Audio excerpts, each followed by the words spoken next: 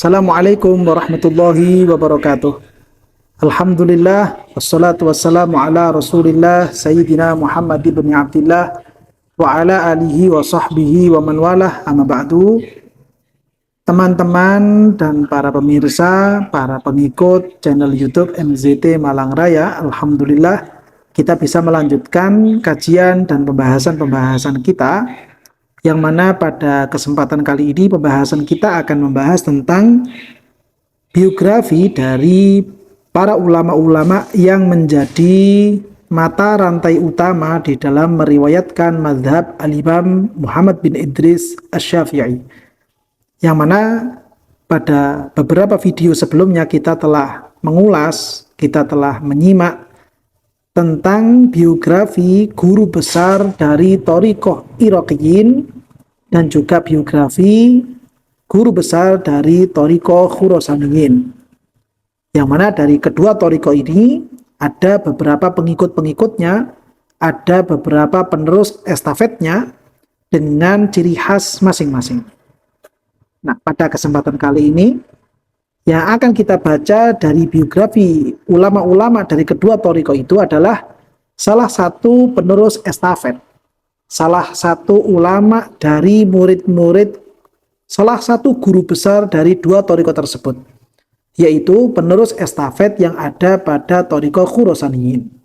Beliau adalah murid dari Imam Qaffal Shaghir, yaitu beliau yang dikenal dengan sebutan Al-Imam Abu Muhammad Al-Juwaini. Al-Imam Abu Muhammad Al-Juwaini, yang mana beliau ini merupakan ayah dari Imamul Haramain. Kalau kita membaca beberapa literatur kitab fikih, kita biasa menemukan keterangan yang di situ menukil qala al-imam, qala al-imam. Maka yang dimaksud dengan al-imam ini adalah Imamul Haramain. Nah, Imamul Haramain ini memiliki ayah, yang mana ayah beliau ini merupakan murid langsung dari Imam Qaffal Shaghir.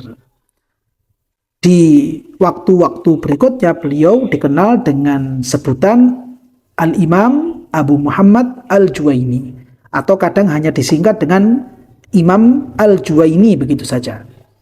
Siapakah nama lengkap beliau? Beliau memiliki nama lengkap yaitu Al-Imam Abdullah. Beliau memiliki ayah yang bernama Yusuf. Beliau memiliki kakek yang bernama Abdullah.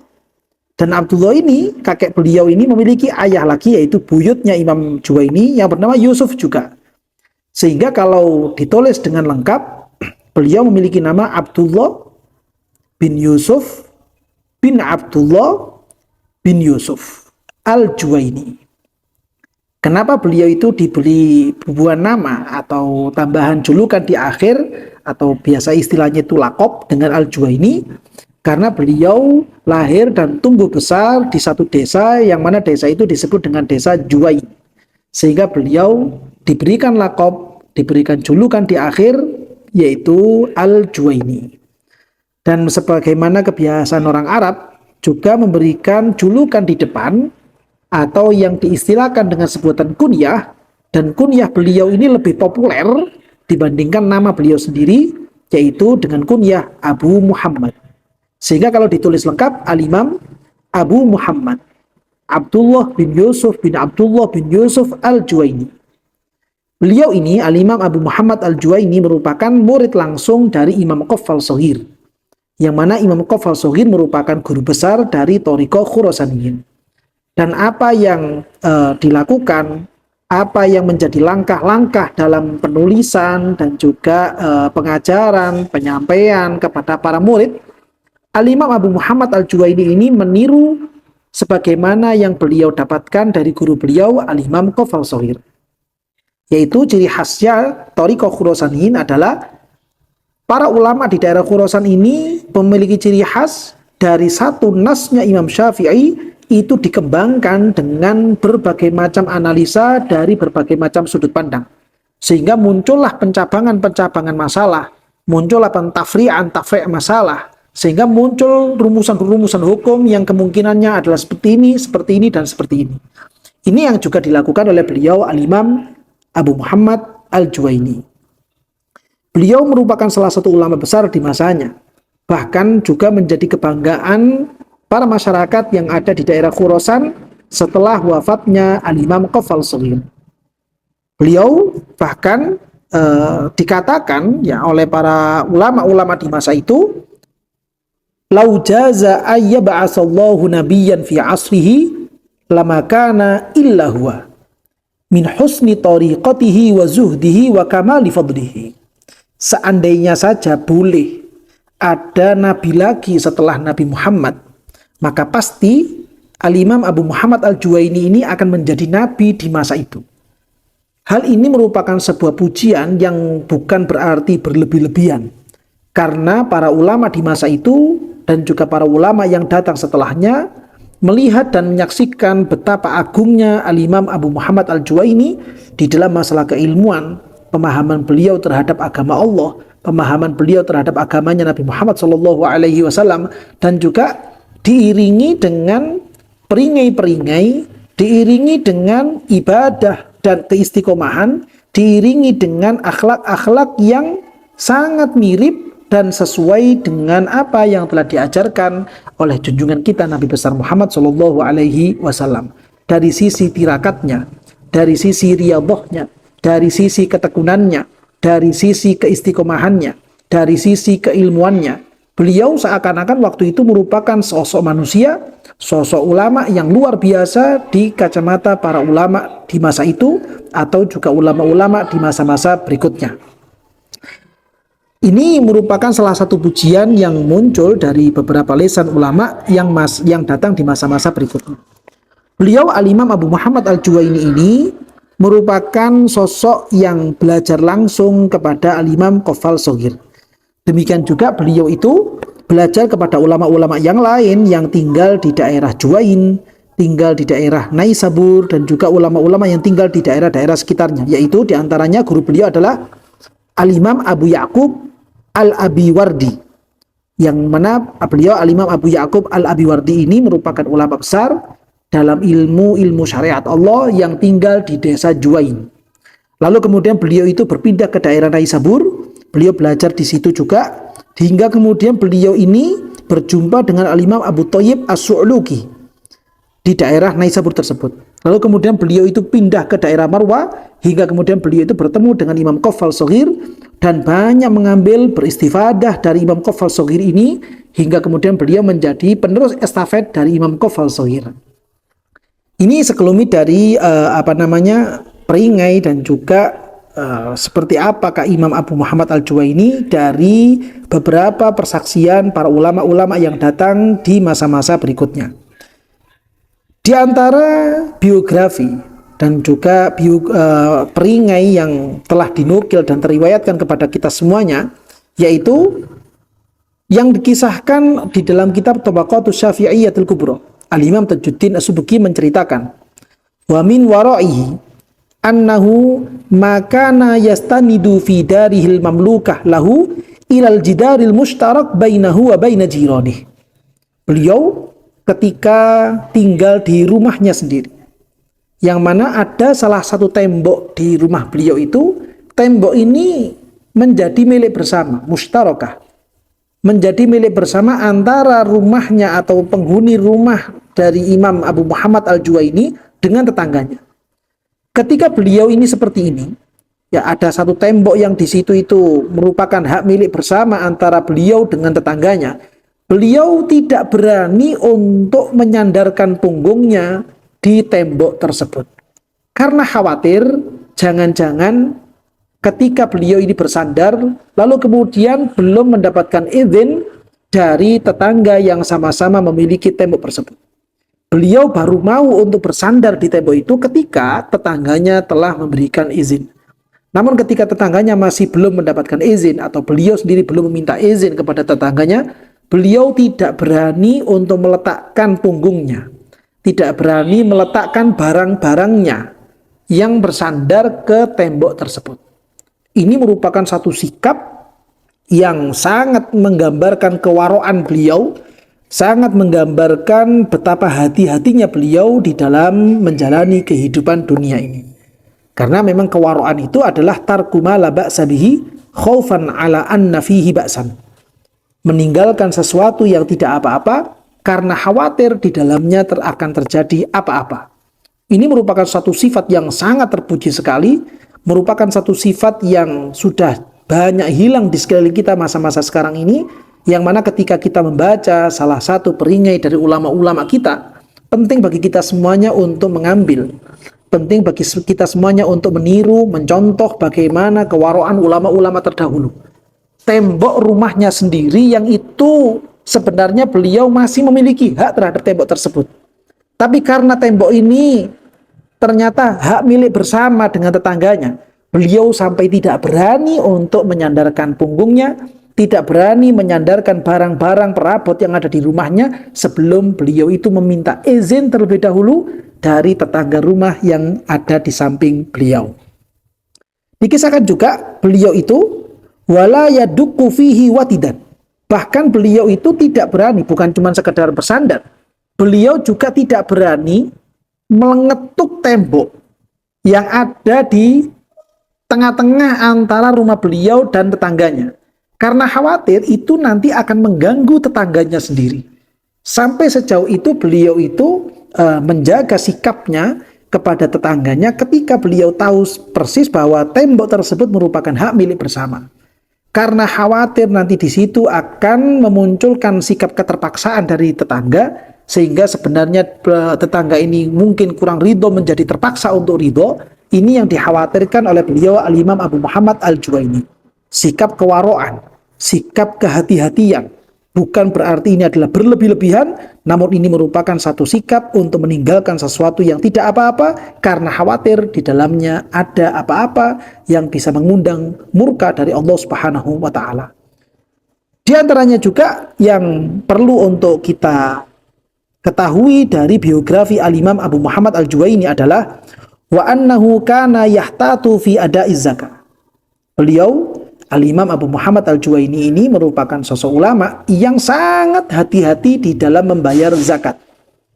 Dalam hal membayar zakat, yang ini merupakan satu kewajiban bagi setiap muslim ketika itu adalah zakatnya berbentuk zakat fitrah, atau merupakan kewajiban bagi mereka yang hartanya telah mencapai hitungan-hitungan nisabnya, ketika mereka adalah orang-orang yang memiliki kekayaan dan kelebihan harta.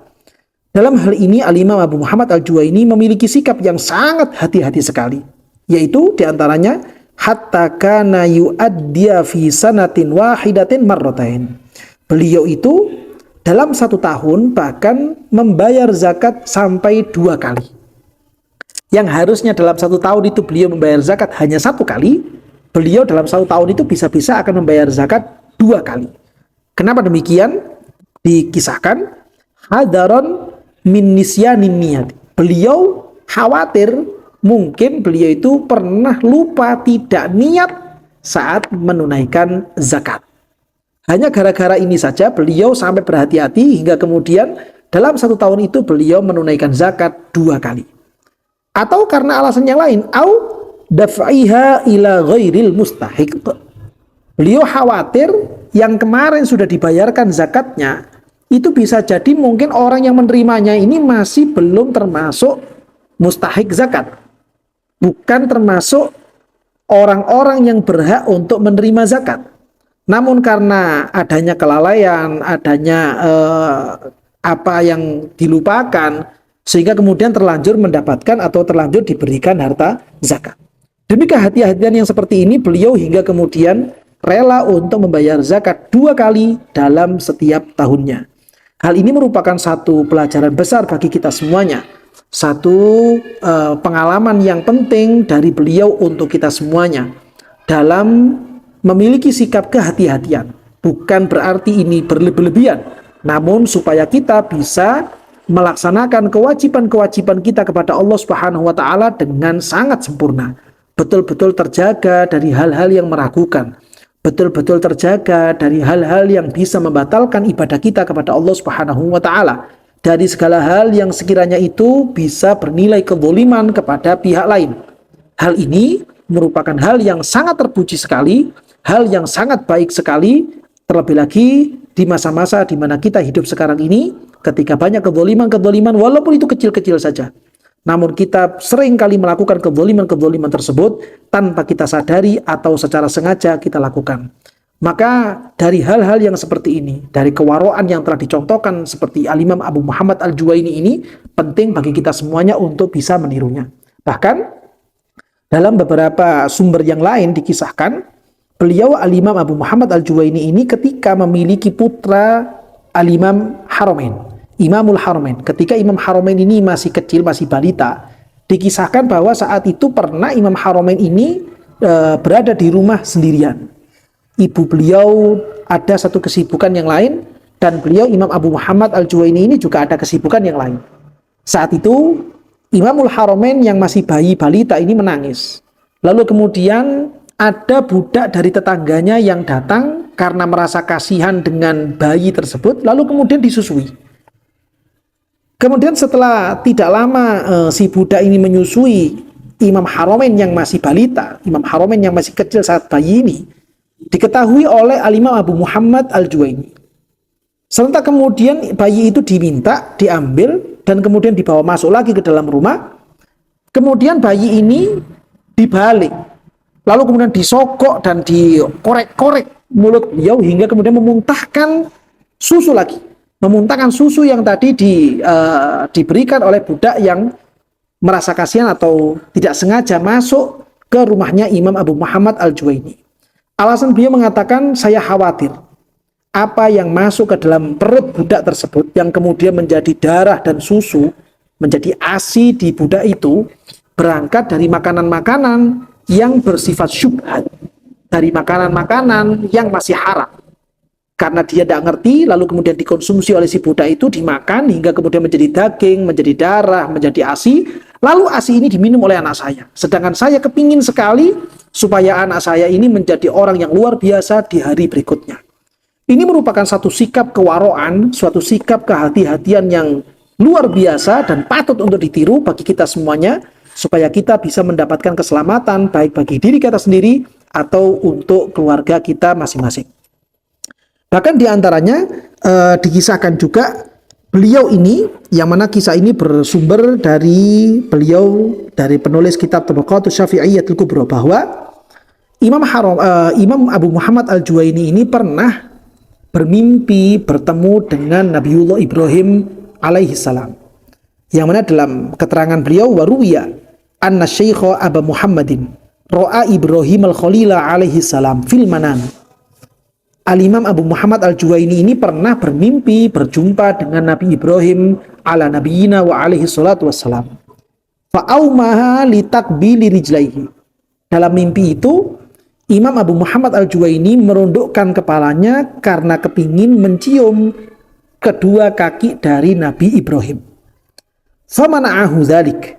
Lalu kemudian Nabiullah Ibrahim dalam mimpi itu melarang beliau untuk mencium kakinya. Takriman lahu, karena Nabi Ibrahim bersikap hormat, bersikap memuliakan kepada Imam Abu Muhammad Al-Juwaini. Qala, lalu kemudian beliau mengisahkan, faqabbaltu akibaihi. Lalu ketika Nabi Ibrahim ini mulai berpaling badan dari Imam Abu Muhammad Al-Juwaini, saat itu kemudian Imam Abu Muhammad ini memberanikan diri dan mengambil kesempatan untuk bisa mencium kedua tumit Nabi Ibrahim. Dan alhamdulillahnya itu tercapai. Jadi awalnya tadi itu ingin mencium kedua kakinya Nabi Ibrahim, lalu kemudian dilarang oleh Nabi Ibrahim. Setelah kemudian Nabi Ibrahim berbalik badan, Imam Abu Muhammad Al-Juwaini ini mencium kedua tumit dari Nabi Ibrahim. Lalu kemudian setelah beliau menciumnya itu, beliau terbangun. Lalu beliau mengatakan, wa awwaltu zalikal barakata warif'ata takunu fi aqibi. Saya mentakwili apa yang tadi saya lihat dalam mimpi, itu merupakan satu tanda bahwa Allah Subhanahu wa taala akan mengkaruniakan keberkahan bagi saya, akan mengkaruniakan kedudukan yang tinggi di mata Allah Subhanahu wa taala, yaitu akan diletakkan pada keturunan-keturunan beliau. Dan ternyata itu terbukti betul. Apa yang beliau takwil dari mimpi itu terbukti betul. Qultu, yang kemudian disebutkan oleh Imam Tajuddin As-Subki dalam kitabnya ini, fa ayyu barakatin wa rif'atin misla imamil haramain waladah. Barokah mana lagi yang sudah beliau dapatkan kecuali seperti apa yang beliau dapatkan dari putranya. Artinya keberkahan itu betul-betul wujud, ketinggian pangkat itu betul-betul terjadi, yaitu dengan munculnya putra beliau yang kemudian dikenal dengan sebutan Imamul Haramain. Orang yang menjadi salah satu dari ashabul wujuh dalam madhab al-Imam Asy-Syafi'i. Sosok manusia yang kemudian di hari-hari berikutnya berhasil menghimpun dan menyatukan dua thariqah besar, antara thariqah Iraqiyin dengan thariqah Khurasaniyin yang dilakukan oleh beliau Imamul Haramain. Yang mana Imam Haramain ini sendiri juga memiliki murid yang luar biasa, memiliki murid yang kemudian menjadi ulama besar di hari berikutnya, yaitu munculnya Al-Imam Muhammad bin Muhammad Al-Ghazali. Yang inilah kemudian merupakan satu bukti real, satu bukti nyata dari takwilan mimpi yang dialami oleh beliau Al-Imam Abu Muhammad Al-Juwaini. Ini diantara beberapa karomah-karomah, beberapa kemuliaan-kemuliaan yang telah diberikan oleh Allah Subhanahu wa Ta'ala kepada beliau Al-Imam Abu Muhammad Al-Juwaini. Di antaranya lagi satu bentuk bukti yang menjadi kemuliaan yang telah diberikan dan dikaruniakan oleh Allah Subhanahu wa Ta'ala kepada beliau, apa yang dikisahkan oleh beliau Al-Hafidh Abu Shalih Al-Mu'adzin. Beliau seorang ulama yang menjadi muridnya Imam Abu Muhammad Al-Juwaini mengkisahkan pengalaman beliau saat Imam Abu Muhammad Al-Juwaini ini meninggal dunia.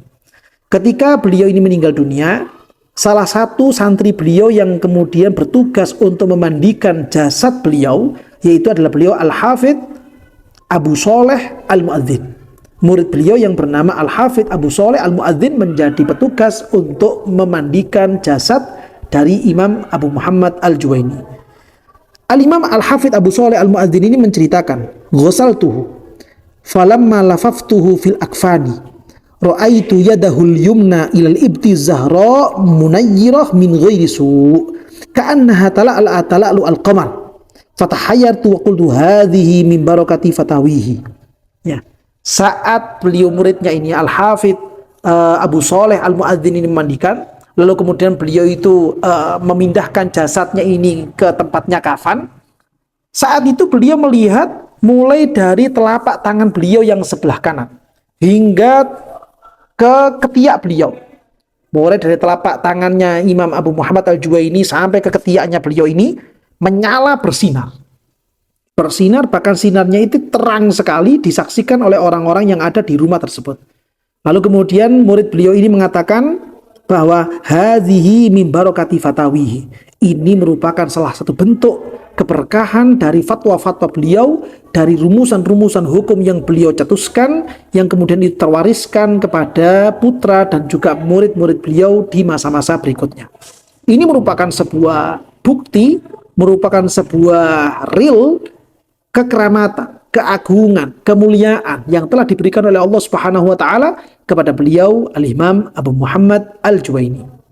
Dalam hal yang seperti ini, para ulama-ulama itu menjadi suatu hal yang biasa, menjadi hal yang tidak hayal lagi ketika ada satu ulama dengan ulama yang lainnya itu terjadi perselisihan pendapat dalam masalah hukum-hukum syariat. Bahkan beliau sendiri, Al-Imam Abu Muhammad Al-Juwaini ini berbeda pendapat dengan putra beliau sendiri, yaitu Imamul Haramain. Dikisahkan bahwa menjadi sebuah kebiasaannya Imam Abu Muhammad Al-Juwaini ini, ketika beliau itu membaca doa kunut, entah itu kunut ketika sholat subuh atau kunut saat beliau itu melakukan sholat witir di bulan Ramadan, beliau itu selalu menambahi doa kunutnya ini dengan bacaan doa Allahumma la ta'ukna minal ilmi bi'aik wa la tamna'na anhu bimani'. Yang artinya beliau selalu meminta, ya Allah, janganlah engkau itu memberikan kepadaku penerus dalam masalah ilmu, yang mana penerus saya ini nantinya akan menjadi membangkang kepada saya sendiri, berkhianat kepada ilmunya Rasulullah Shallallahu Alaihi Wasallam. Janganlah engkau itu memberikan kepadaku ya Allah penerus-penerus yang mereka akan menjadi pengkhianat-pengkhianat kepada syariatnya Rasulullah Shallallahu Alaihi Wasallam. Tidak sesuai dengan syariatnya Rasulullah Shallallahu Alaihi Wasallam. Dan beliau juga meminta wala tamna'na anhu bimani. Ya Allah, janganlah sampai ya Allah engkau itu memberikan karunia kepadaku sebuah penghalang antara aku dengan ilmunya Rasulullah Shallallahu Alaihi Wasallam. Artinya beliau meminta supaya beliau itu diberikan kemudahan, beliau itu diberikan pemahaman yang cepat antara beliau dengan ilmunya Rasulullah Shallallahu Alaihi Wasallam. Ketika doa ini menjadi sebuah rutinitas dan kebiasaan yang dilakukan oleh beliau Al-Imam Abu Muhammad Al-Juwaini. Lalu kemudian perilaku ini juga ditiru oleh murid-murid beliau. Di antaranya yang dikisahkan adalah salah satu murid beliau yang bernama Al-Imam Abul Qasim As-Sayyari. Satu ketika Al-Imam Abul Qasim As-Sayyari ini menjadi makmum sholat subuh dengan Al-Imam Abu Muhammad Al-Juwaini. Namun saat itu Al-Imam Abul Qasim As-Sayyari ini terlambat 1 rakaat dalam sholat subuhnya. Ketika beliau ini sholat subuhnya terlambat 1 rakaat, maka pastinya nanti beliau itu akan berdiri lagi dan kemudian akan membaca doa kunut sendirian. Jadi di sholat ketika berjamaah itu membaca doa kunut dengan Imam Abu Muhammad Al-Juwaini dengan doa yang seperti tadi. Lalu ketika beliau ini berdiri untuk rakaatnya sendiri yang kedua, beliau juga membaca kunut dan ditambahi dengan doa yang persis seperti yang diucapkan oleh gurunya Al-Imam Abu Muhammad Al-Juwaini. Setelah Al-Imam Abul Qasim As-Sayyari ini rampung dari sholat subuhnya, beliau bersalam lalu duduk untuk membaca wirid. Beliau ini didatangi oleh putranya Al-Imam Abu Muhammad Al-Juwaini, yaitu Imam Haramain. Imam Haramain mendatangi salah satu santrinya abahnya sendiri, yaitu Imam Abu Qasim As-Sayyari ini. Dan Imam Haramain mengatakan, Imam Haram mengatakan, la taqul hadza fi du'ail kunut. Kamu jangan ikut-ikutan baca doa kunut seperti itu. Jangan kamu ulangi lagi tambahan doa seperti itu. Alasannya karena doa yang seperti itu akan menambah durasi lamanya dalam melakukan i'tidal. Ketika doa yang seperti itu merupakan satu doa yang tidak ada riwayatnya dari Rasulullah Shallallahu Alaihi Wasallam, yang itu merupakan satu doa yang digubah sendiri oleh abahnya Imam Haramain, yaitu Imam Abu Muhammad Al-Juwaini.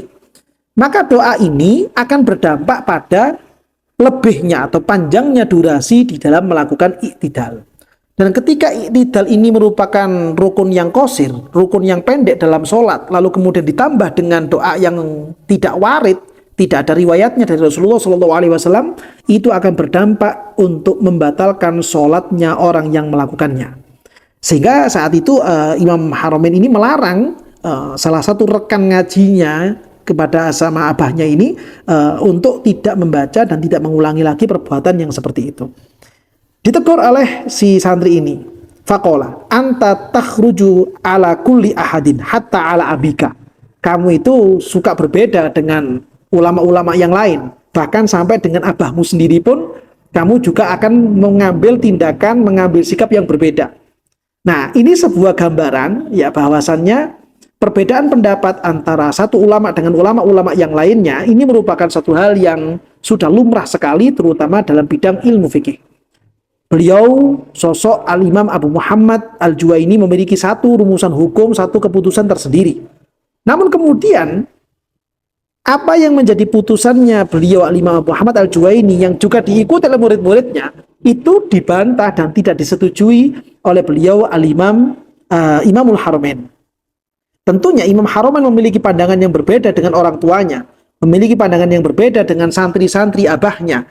Beliau memiliki alasan-alasan yang tentunya itu bisa dipertanggungjawabkan karena memang menurut pendapat yang muktamad dalam mazhab Imam Syafi'i, i'tidal merupakan rukun qasir yang tidak bisa dilamakan, tidak bisa diperpanjang durasi dalam melakukan i'tidal tersebut. Termasuk jika durasi i'tidal ini menjadi lama hanya gara-gara adanya tambahan-tambahan doa yang tidak ada riwayatnya dari Rasulullah Shallallahu Alaihi Wasallam. Ini menjadi pegangan Imam Haramain dalam teguran beliau kepada santri dari abahnya. Nah, ini merupakan hal yang luar biasa untuk kita jadikan sebagai satu pelajaran dan tambahan pandangan, termasuk juga tambahan informasi bagi kita semuanya, bahwa hal yang seperti ini selama memiliki landasan-landasan yang bisa dipertanggungjawabkan dan memiliki dalil yang kuat, maka itu hal yang biasa-biasa saja, terutama dalam masalah ilmu fikih. Kecuali jika khilaf tersebut merupakan khilaf yang ghairu mu'tabar, khilaf yang tidak memiliki nilai mizan dalam kacamata syariat, atau memiliki dalil yang lemah atau dalil yang salah peletakannya, maka ini jelas merupakan khilaf yang tidak perlu ditoleh lagi. Beda dengan apa yang terjadi pada pengalaman hidup Al-Imam Abu Muhammad Al-Juwaini dengan putra beliau. Antara beliau berdua ini, walaupun antara ayah dengan anaknya yang kemudian memiliki pandangan yang berbeda dalam satu masalah, namun keduanya ini memiliki dasar, memiliki landasan yang sama-sama kuat, memiliki dasar dan landasan yang bisa dipertanggungjawabkan melalui lesannya Rasulullah Shallallahu Alaihi Wasallam, yaitu melalui hadis-hadis dan riwayat-riwayat dari baginda Rasulullah Shallallahu Alaihi Wasallam. Beliau berdua merupakan para mujtahid yang sama-sama bisa diikuti, sehingga bagi kita semuanya supaya tidak kaget, kita semuanya menjadi hal yang biasa-biasa saja ketika para ulama itu berbeda pendapat. Inilah kiranya beberapa biografi dari salah satu mata rantai utama, salah satu penerus estafet dari Thariqah Khurasaniyin, yang beliau itu merupakan murid langsung dari Imam Qaffal Shaghir, yaitu beliau Al-Imam Abu Muhammad Al-Juwaini. Dengan kita membaca, mengulas, dan menyimak kisah hidup beliau, kita berharap kepada Allah Subhanahu wa Ta'ala, kita semuanya juga mendapatkan keberkahan dari perjalanan hidup, dari biografi beliau Al-Imam Abu Muhammad Al-Juwaini. Mudah-mudahan kita semuanya dan anak-anak kita mendapatkan barokah dari para ulama-ulama kita semuanya, sehingga kita bisa menjadi orang-orang yang diridhoi oleh Allah Subhanahu wa Ta'ala, dan juga mendapatkan cinta dan syafaat dari kekasih kita, junjungan kita, Nabi besar Muhammad sallallahu alaihi wasallam. Amin ya rabbal alamin.